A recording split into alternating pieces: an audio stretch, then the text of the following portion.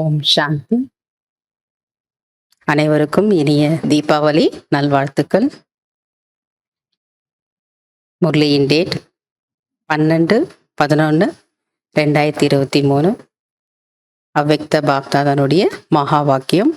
Revise date 22/3/96. இன்றைய முரளியின் கேள்வி பதில்கள். முதல் கேள்வி, அனைத்து பிராப்திகளின் அடையாளம் என்ன?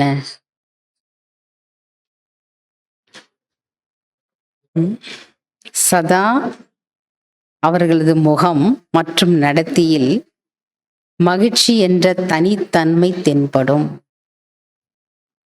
எல்லா பிராப்திகளுடைய அடையாளம் என்ன? சதா அவர்களுடைய முகம் மற்றும் நடத்தையில் மகிழ்ச்சி என்ற தனித்தன்மை தென்படும், அந்த பர்சனாலிட்டி தென்படும். இரண்டாவது, யாருக்கு அலைச்சல் இருக்காது, யாருக்கு அலைச்சல் இருக்கிறது?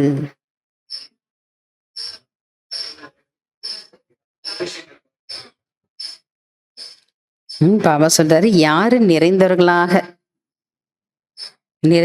இருக்கிறார்களோ அவங்களுக்கு என்ன இருக்காதா? அலைச்சல் இருக்காது.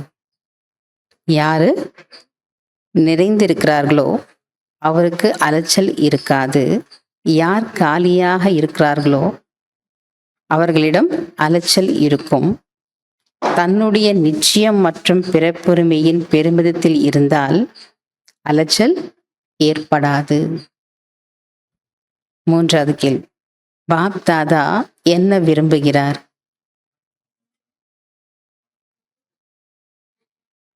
இப்போது பாப் தாதா அனைத்து குழந்தைகளும் பாப் சமான் சம்பூர்ணமாகுவதற்காக விரும்புகிறார். சம்பன்னா நிரம்பிய முழுமையானவர்களாக ஆவதற்காக விரும்புகிறார். நாலாவது கேள்வி, ராயல் ரூபா ஆசைகள் எப்படி வருகிறது? அதன் சொரூபம் என்ன?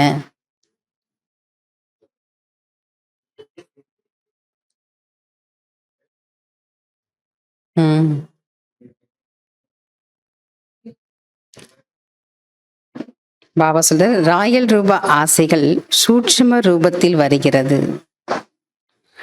ராயல் ரூபா ஆசைகளின் சொரூபம் மரியாதை மற்றும் பெருமிதம் என்பதாகும். அஞ்சாவது, எதில் உழைக்க வேண்டிய அவசியம் இருக்காது?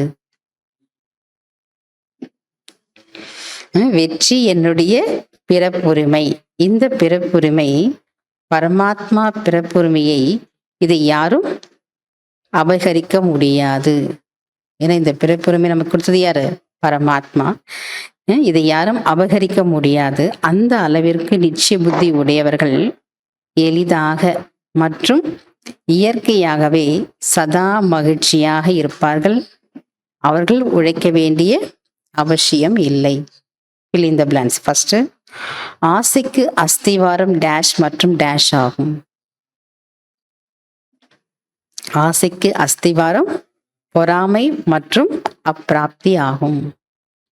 இரண்டாவது, பிராப்தி சொரூபமானவர்கள் டேஷாக இருப்பார்கள்.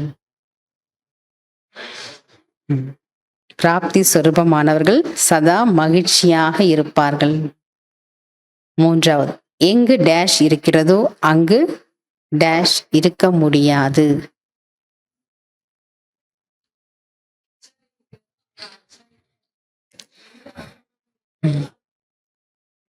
எங்கு அபிமானம் இருக்கிறதோ அங்கு மகிழ்ச்சி இருக்க முடியாது. நான்காவது, பிராமண வாழ்க்கையின் மூடு சதா மற்றும் டேஷ் ஆகும். பிராமண வாழ்க்கையினுடைய மூடு சேர்ஃபுல் மற்றும் கேர்ஃபுல். சேர்ஃபுல் அப்படின்னா சதா மகிழ்ச்சியாக மற்றும் கவனமாக இருக்க வேண்டும். அஞ்சாவது, திருப்தியின் மூலம்தான் டேஷ் வரவேற்க முடியும். திருப்தியின் மூலம்தான் அனைத்து தெய்வீக குணங்களையும் வரவேற்க முடியும். அச்சா. ஓம் சாந்தி. தேங்க்யூ பாபா.